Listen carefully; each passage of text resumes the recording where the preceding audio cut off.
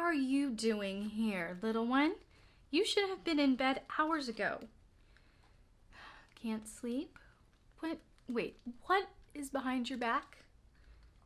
Let me see. Oh. Bedtime story? Okay.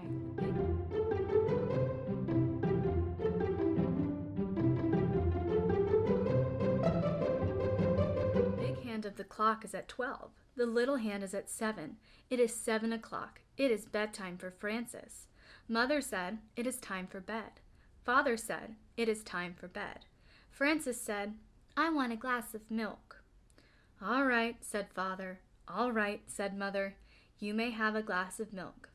Francis drank the milk. Carry me to my room, Father, said Francis. All right, said Father. Piggyback, said Francis. So Father carried her piggyback to her room. Father kissed Francis good night. Mother kissed Francis good night. Francis said, May I sleep with my teddy bear? Father gave her the teddy bear. Francis said, May I sleep with my doll too? Mother gave her the doll. Good night, said Father. Good night, said Mother. Did you kiss me? Said Francis. Yes, said Mother. Yes, said Father. Kiss me again, said Francis. Father kissed her again. Mother kissed her again. They closed the door. May I have my door open? Said Francis. Father opened the door. Good night, said Mother. Good night, said Father. Good night, said Francis. Francis could not sleep. Like someone else I know. She closed her eyes, but she still could not sleep. So she began to sing a little song about the alphabet. She made it up as she went along. A is for apple pie, B is for bear, C is for crocodile combing his hair. D is for dumplings. Francis kept singing through E, F, G, H, I, J, K, L, M, N, O, P, Q, and R until she had no trouble until she got near the end of the alphabet. S is for sailboat. T is for tiger. U is for underwear down in the dryer. Francis stopped because dryer did not sound like tiger. She started to think about tigers. She thought about big tigers and little tigers, baby tigers and mother and father tigers, sister tigers and brother tigers, auntie tigers and uncle tigers.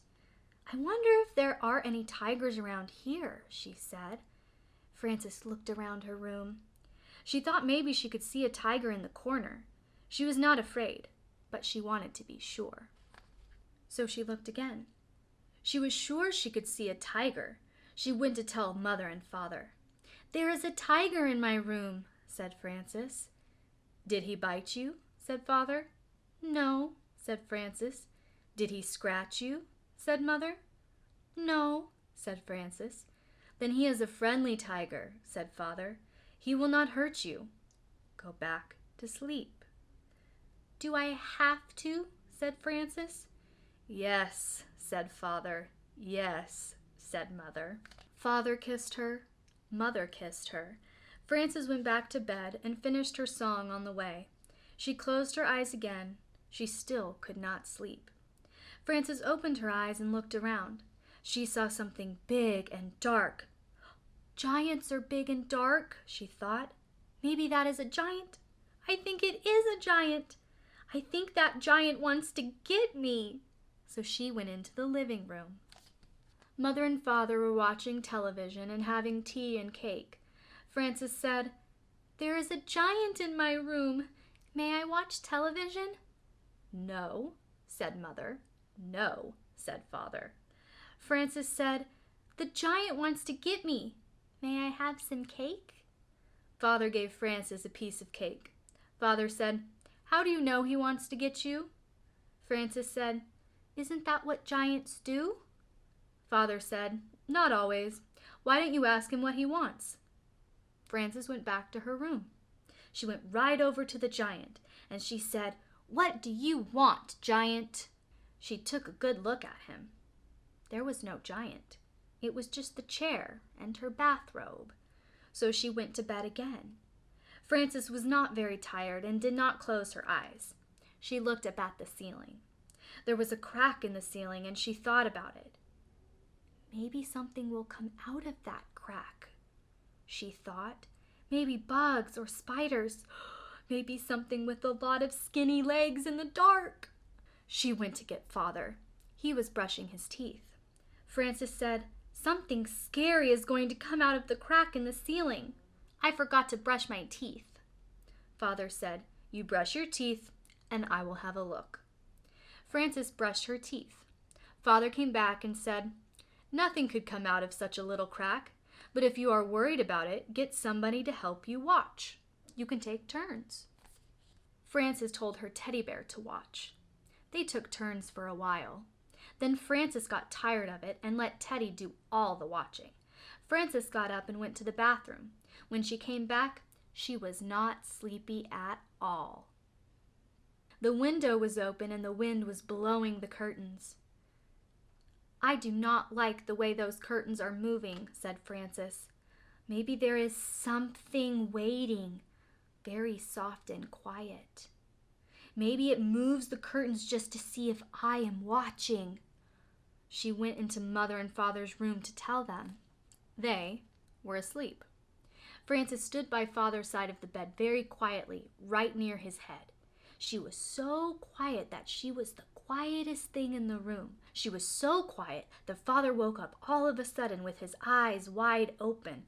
He said, "Umph." Frances said, "There is something moving the curtains.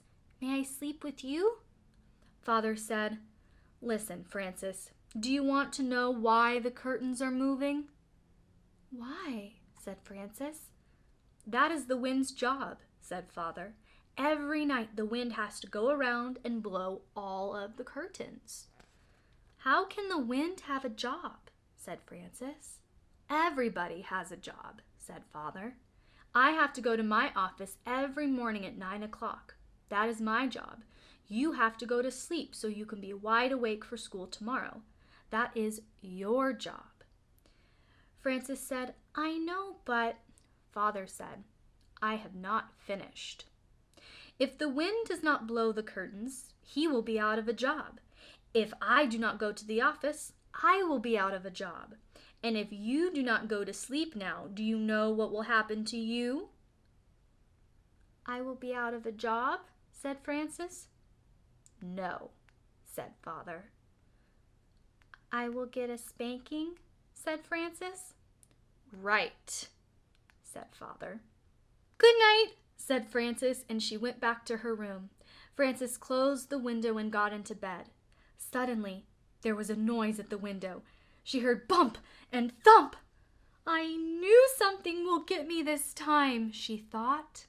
She jumped out of bed and went to tell Mother and Father. When she got to their door, she thought about it some more and decided not to tell them. She went back to her room. Frances heard the noise at the window again. She pulled the covers over her head. "I wonder what it is," she thought. "If it is something very bad, Father will have to come and chase it away." She pulled off the covers and stood on her bed so she could look out the window. She saw a moth bumping against the window. Bump and thump.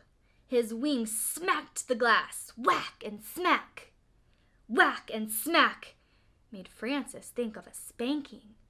And all of a sudden she was tired. So she lay down and closed her eyes so she could think better.